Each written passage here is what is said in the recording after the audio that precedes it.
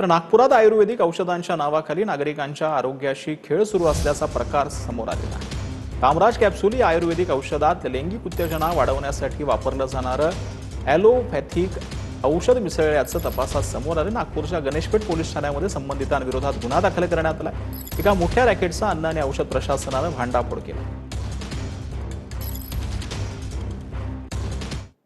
तर मुख्यमंत्री देवेंद्र फडणवीस उद्या जुहू बीचवरती आंतरराष्ट्रीय योग दिन साजरा करणार आहेत। शिवसेना खासदार रवींद्र वायकर आणि मुंबई अध्यक्ष अमित साठम यांच्याकडून योगोत्सवाचं आयोजन करण्यात आलं। यासाठी विविध क्षेत्रातील मान्यवर उपस्थित राहणार आहेत।